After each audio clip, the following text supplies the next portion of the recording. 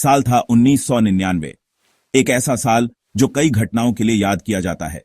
दिसंबर की 24 तारीख, क्रिसमस की शाम। हर जगह उत्सव का माहौल था। दुनिया भर में परिवार खुशियों और हंसी से भरी छुट्टी की तैयारी कर रहे थे। हर कोई अपने प्रियजनों के साथ समय बिताने के लिए उत्सुक था। लेकिन जमीन से ऊपर एक बुरा सपना सामने आ रहा था।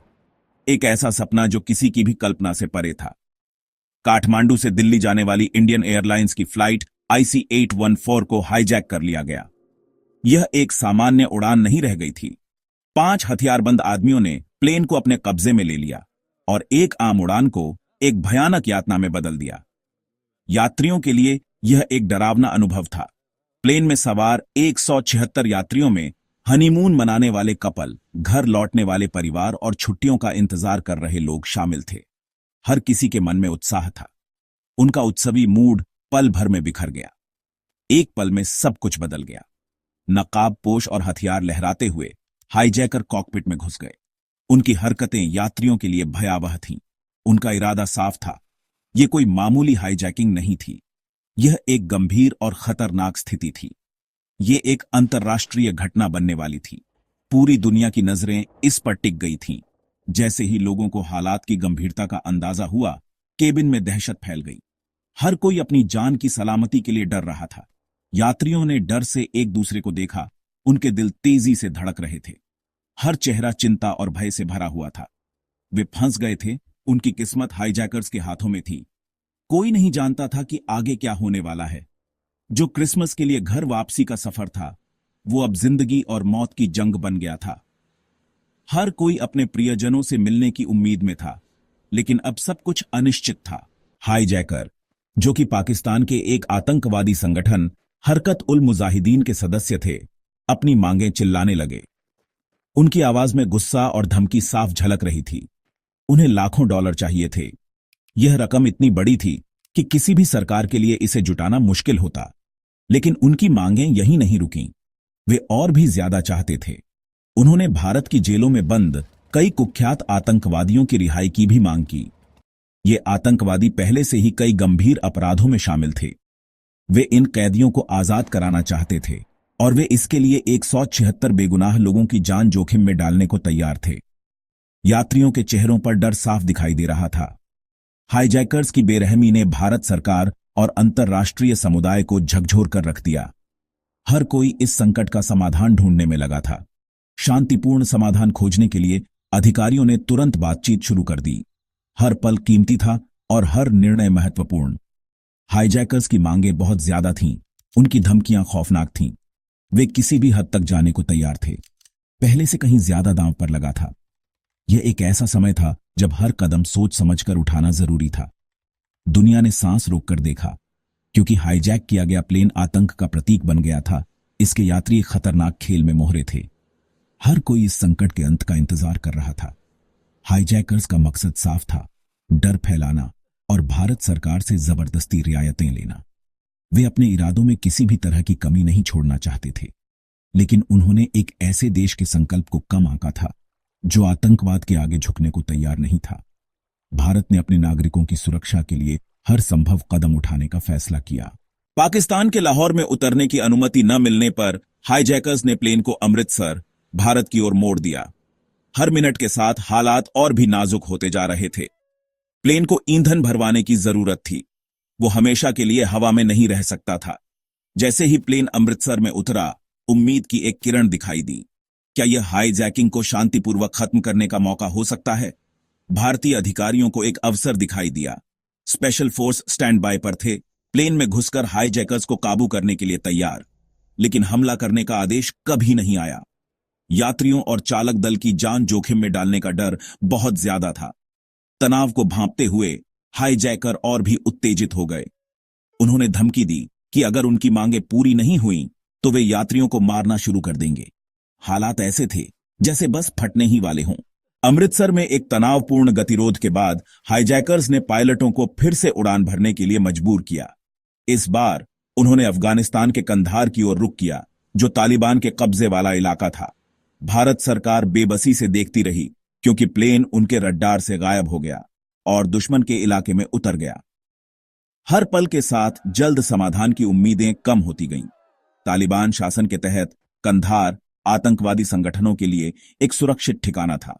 यह एक ऐसी जगह थी जहां हाईजैकर खुद को अजेय महसूस करते थे, भारतीय कानून की पहुंच से बाहर।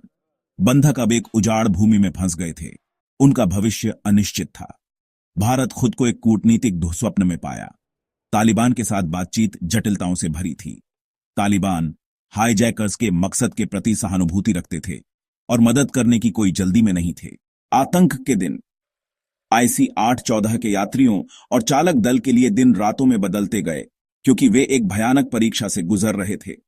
हर गुजरते घंटे के साथ उनकी उम्मीदें धुंधली होती जा रही थीं। दम घोंटने वाले केबिन के अंदर बंद उन्होंने अकल्पनीय परिस्थितियों का सामना किया। हर कोने में डर और निराशा का माहौल था।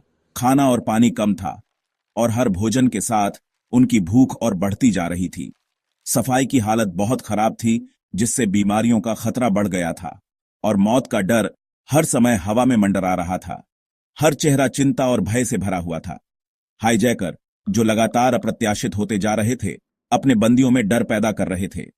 उनकी हर हरकत से यात्री और भी ज्यादा डर जाते थे। वे यात्रियों को ताने मारते और धमकाते थे, जिससे माहौल और भी तनावपूर्ण हो जाता था। वे यात्रियों को ताने मारते और धमकाते थे। उनका मूड अजीब सी दयालुता से लेकर भयानक गुस्से तक बदलता रहता था।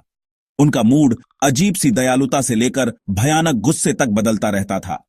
यह अनिश्चितता यात्रियों के लिए और भी भयावह थी। बंधक अपनी गरिमा और आजादी से छीन लिए गए उम्मीद से चिपके हुए थे, एक चमत्कार के लिए प्रार्थना कर रहे थे।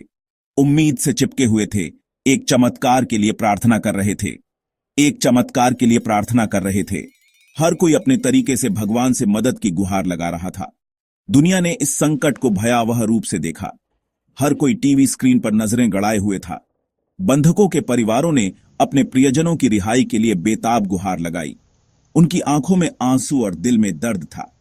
दुनिया भर की सरकारों ने हाईजैकिंग की निंदा की और तालिबान से बंधकों की आजादी हासिल करने में मदद करने का आग्रह किया।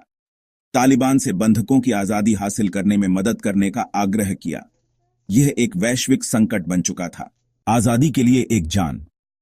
इस भयावहता के बीच एक त्रासदी घटी जिसने दुनिया को झकझोर कर रख दिया और बंधकों को और निराशा में डाल दिया। अपने हनीमून से घर लौट रहे एक युवक रूपिन कात्याल हाईजैकर्स की क्रूरता का शिकार हो गए। उन्हें बेरहमी से चाकू मार दिया गया। उनका शव कंधार में हवाई पट्टी पर फेंक दिया गया। रूपिन की हत्या ने दुनिया भर में सदमे की लहरें भेज दी। हाईजैकर्स की अमानवीयता को उजागर किया। यह बंधकों के सामने आने वाले वास्तविक खतरे की गंभीर याद दिलाता था। दुनिया ने रूपिन के परिवार के साथ शोक मनाया। उनका दुख स्पष्ट था। भारत अपनी नींव तक हिल गया था। अपने ही एक व्यक्ति की बेसेंसलेस हत्या ने हाईजैकर्स को न्याय के कटघरे में लाने के उनके संकल्प को मजबूत किया। लेकिन बाकी बंधकों के लिए हर गुजरता पल नया आतंक लेकर आया। वे एक बुरे सपने में फंसे हुए थे। उनकी जान अधर में लटकी हुई थी। आजादी की कीमत। दर्दनाक बातचीत के बाद एक समझौता हुआ। बंधकों की रिहाई के लिए बेताब भारत ने एक दिल दहला देने वाली रियायत दी। वे 170 बचे हुए यात्रियों और चालक दल की आजादी के बदले में 3 खूंखार आतंकवादियों को रिहा करने के लिए तैयार हो गए। इस फैसले पर मिलीजुली प्रतिक्रियाएं आईं। कुछ लोगों ने तर्क दिया कि यह एक जरूरी बुराई थी, इतने सारे लोगों की जान के लिए एक छोटी सी कीमत। दूसरों ने इसकी निंदा आतंकवाद के सामने आत्मसमर्पण के रूप में की, एक खतरनाक मिसाल जो भविष्य के हमलों को बढ़ावा देगी। 31 दिसंबर 1999 को 7 भयावह दिनों के बाद बंधकों को आखिरकार रिहा कर दिया गया। उनकी रिहाई अंधेरे के बीच आशा की किरण भारत और दुनिया भर में राहत की लहर लेकर आई। लेकिन इस घटना ने एक अमिट छाप छोड़ी। आतंकवाद की मानवीय कीमत की एक कठोर याद दिला दी। परिणाम IC-814 के हाईजैकिंग के गंभीर परिणाम हुए। इसने भारतीय विमानन में सुरक्षा चूक को उजागर किया, जिससे सुरक्षा प्रोटोकॉल में पूरी तरह से बदलाव आया।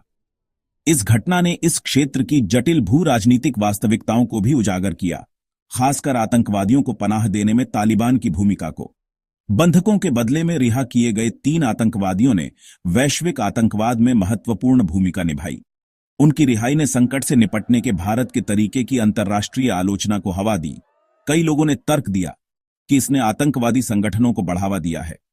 इस अनुभव से गहराई से आहत भारत ने ऐसी मांगों के आगे कभी न झुकने की कसम खाई।